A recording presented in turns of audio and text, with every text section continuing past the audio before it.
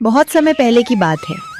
सोनपुर नाम का एक छोटा और शांत सा गांव हुआ करता था। उस गांव की एक अनोखी बात थी। वहां के लोग सुबह उठकर खेतों में जाने के बजाय सीधे पप्पू के ठेले पर गर्मा गर्म समोसे खाने पहुंच जाते थे। पप्पू अपनी पत्नी चंपा के साथ एक छोटे से कच्चे मकान में रहता था। उसका रोज का यही नियम था, सुबह जल्दी उठना, बाजार से समोसे का ताजा सामान लाना और फिर दोनों पति पत्नी मिलकर एक बेहद स्वादिष्ट और चटपटा समोसा तैयार करते थे। समोसे तैयार होते ही पप्पू अपना ठेला गांव के मुहाने पर लगा देता था। तभी पप्पू का रोज का पहला ग्राहक उमेश वहां आता है। अरे पप्पू भाई, राम राम, क्या हाल चाल हैं? भाई आज तो समोसे की खुशबू दूर दूर तक महक रही है। क्या बात है, आज कुछ खास मिलाया है क्या? अरे उमेश भाई, बात अब वैसी नहीं रही। अब इन समोसों को मैं नहीं बल्कि तुम्हारी भाभी छानती हैं। मैं तो बस आलू की पिट्ठी तैयार करके दे देता हूँ। अरे तभी मैं कहूं कि आज समोसों में इतना खस्तापन और कुरकुरापन कहां से आ गया। भाभी के हाथ में तो जादू है भाई। चलो चलो, अब ज्यादा मक्खन मत लगाओ। ये बताओ कितने समोसे लगाऊं? अरे पूछना क्या है, जितना रोज खाता हूं उतने आज भी पत्तल में सजा दो। पप्पू ने एक प्लेट लगा दी। उमेश अभी मजे से समोसे खा ही रहा था कि तभी गांव की एक बुजुर्ग काकी पप्पू के ठेले पर आई। उनकी उम्र का तजुर्बा उनके चेहरे पर साफ दिखता था। बेटा पप्पू, कैसे दिए समोसे? अरे काकी, राम राम, बैठिए ना। आपके लिए तो समोसा हमेशा तैयार है। पप्पू ने बिना रेट बताए काकी को एक प्लेट लगाकर दी। काकी ने एक समोसा लिया, उसे लाल तीखी चटनी में डुबोया और जैसे ही पहला निवाला मुंह में रखा, बेटा एक बात बोलूं, गुस्सा तो नहीं करोगे ना? अरे नहीं नहीं माँ जी, भला मैं आपसे क्यों गुस्सा करूंगा? आप तो माँ समान हैं, बेझिझक बोलिए। बेटा समोसे का स्वाद तो लाजवाब है, लेकिन ये जो चटनी तुम दे रहे हो ना, ये समोसे का पूरा तालमेल बिगाड़ रही है।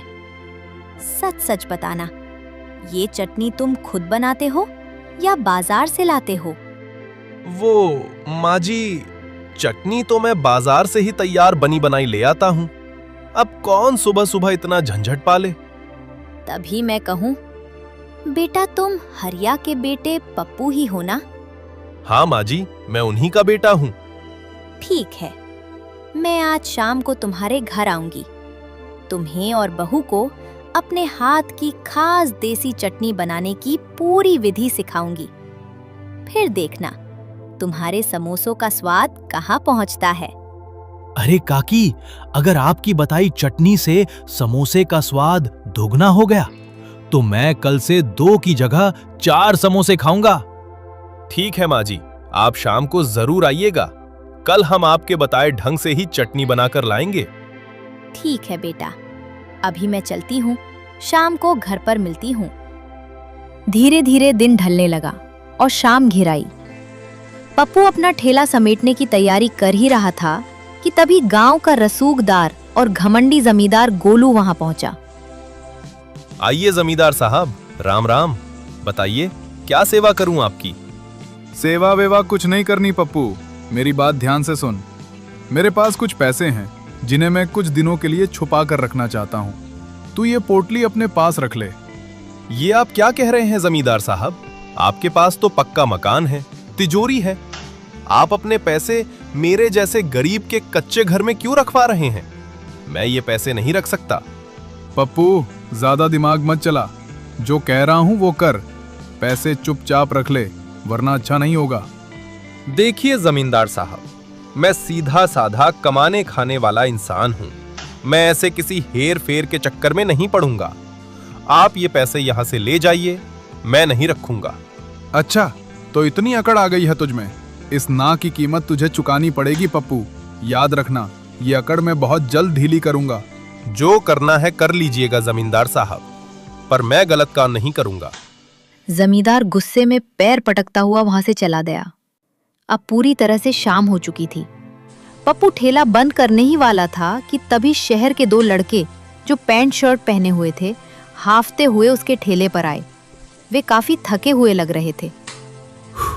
अरे चाचा, शुक्र है आप मिल गए। हम बगल वाले गांव के बड़े बाजार में किराए का कमरा लेकर पढ़ाई करते हैं। आज पूरे इलाके में ढूंढ लिया, कहीं खाने का ठेला नहीं मिला। हाँ चाचा, दरअसल आज मेरे इस दोस्त का बर्थडे है, इसलिए हम कुछ अच्छा खाना चाहते थे। बर्थडे?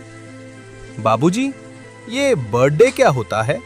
अरे चाचा, बर्थडे मतलब जन्मदिन, यानी आज ही के दिन ये पैदा हुआ था। अच्छा, जन्मदिन।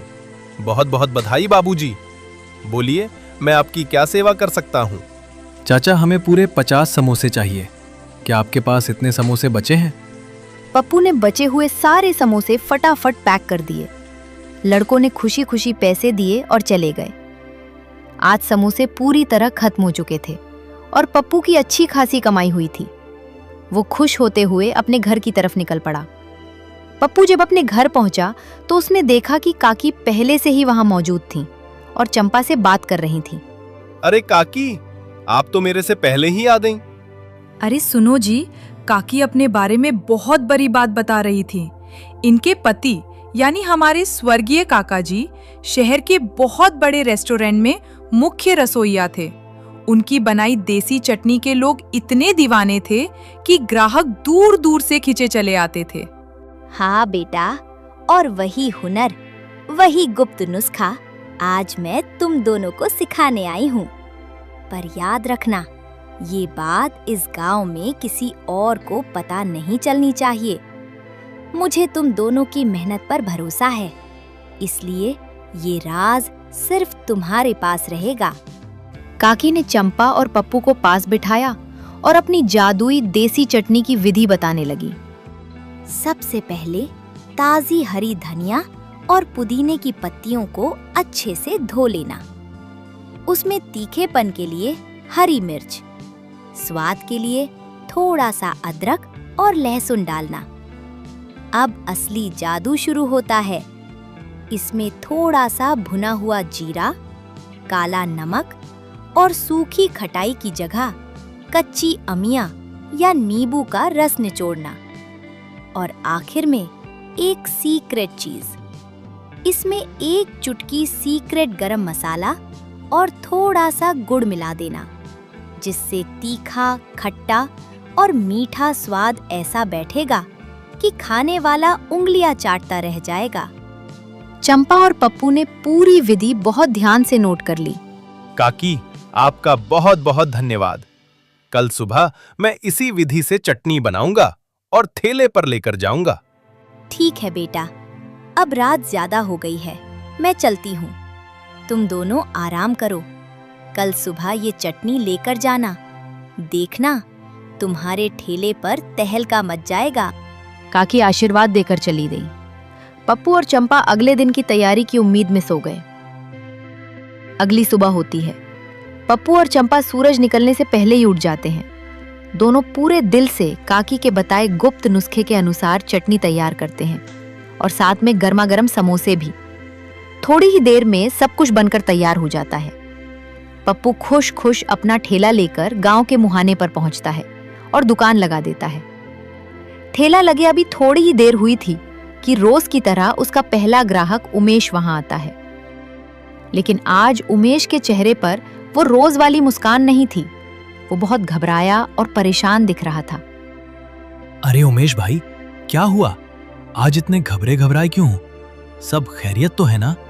पप्पू भाई, बहुत अनर्थ हो गया। जो काकी कल तुम्हारे ठेले पर आई थी ना, उनके घर पर जमींदार गोलू अपने गुर्गों के साथ हाथ धमका है। काकी ने कभी उनसे कुछ पैसे उधार लिए थे और आज जमींदार उनका घर खाली करवा रहा है। काकी को घर से बाहर निकाल दिया गया है भाई। क्या? ऐसा कैसे हो सकता है भाई? काकी तो इतनी भली और बेसहारा हैं। उमेश भाई, तुम एक काम करो, जरा मेरा ठेला देखना। मैं तुरंत काकी के घर जाता हूं। इतना बोलकर पप्पू बिना एक पल गवाए सीधे काकी के घर की तरफ दौड़ पड़ता है। वहां का नजारा देखकर उसका खून खौल जाता है। जमींदार साहब, तुम ये अच्छा नहीं कर रहे हो। एक बुजुर्ग महिला के साथ ये सब क्या बदतमीजी है? ओए समोसे वाले, ज्यादा जुबान मत चला। इस बुढ़िया ने मुझसे पैसे उधार लिए थे, सीधा सा हिसाब है। मेरे पैसे चुका दे, इसका घर वापस मिल जाएगा, नहीं तो ये घर अब मेरा हुआ। बेटा पप्पू, पैसे मेरे पास थे, पर मैंने अपने पोते पोतियों की पढ़ाई के लिए स्कूल की फीस जमा कर दी। अब मेरे पास तुरंत देने के लिए पैसे नहीं बचे। मैंने इनसे सिर्फ 1 महीने की मोहलत मांगी थी, पर ये आज ही आकर अपनी धौंस दिखा रहे हैं। चुप कर बुढ़िया, यहाँ से निकल। और तू सुन रे पप्पू, ज्यादा यहाँ बड़ा राजा हरिश्चंद्र मत बन, ज्यादा सहानुभूति मत दिखा। अगर तुझे इस बुढ़िया की इतनी ही फिक्र है तो इसे उठाकर अपने घर ले जा। काकी, आप बिल्कुल मत घबराइए, उठिए और हमारे साथ हमारे घर चलिए। और जमींदार साहब, याद रखना, बहुत जल्द काकी का ये घर पूरे सम्मान के साथ वापस मिलेगा। पप्पू तुरंत काकी का हाथ थामता है और उन्हें लेकर अपने घर आ जाता है। बेटा पप्पू, तुम दोनों मेरे लिए भगवान बनकर आए हो। भगवान तुम दोनों को बहुत तरक्की दे। मेरा ढेर सारा आशीर्वाद है तुम्हें। अरे नहीं काकी, आप हमारी माँ जैसी हैं। कोई बात नहीं, आप आराम से घर पर रहिए। चंपा, मैं चलता हूँ। पप्पू सीधे दौड़ते हुए अपने ठेले पर पहुंचता है और राहत की सांस लेता है। उमेश भाई, सब ठीक है। मैं काकी को सुरक्षित अपने घर छोड़ आया हूँ। अब कोई दिक्कत नहीं होगी। दुकान संभालने के लिए तुम्हारा बहुत बहुत धन्यवाद। चलो, ये तो बहुत अच्छा काम किया तुमने भाई। अच्छा ये बताओ, आज काकी के बताए ढंग वाली चटनी बनाकर लाए हो या नहीं? हाँ भाई, बिल्कुल वैसी ही चटनी बनी है। रुको, अभी प्लेट लगाता हूँ। उमेश समोसे को चटनी में अच्छी तरह डुबोकर जैसे ही पहला निवाला मुंह में रखता है, उसकी आंखें फटी की फटी रह जाती हैं। ओहो पप्पू भाई, लाजवाब, बेमिसाल, क्या स्वाद है। खट्टा, मीठा, तीखा, ऐसा स्वाद मैंने आज तक नहीं चखा। मैं 100% गारंटी के साथ कह सकता हूं कि जो भी एक बार इस समोसे और चटनी को खाएगा, वो अगले दिन दौड़ता भागता तुम्हारे ठेले पर वापस आएगा। देखते ही देखते पप्पू के ठेले पर भारी भीड़ जमा हो गई। शाम होते होते सारे समोसे खत्म हो गए। पप्पू बहुत खुश था।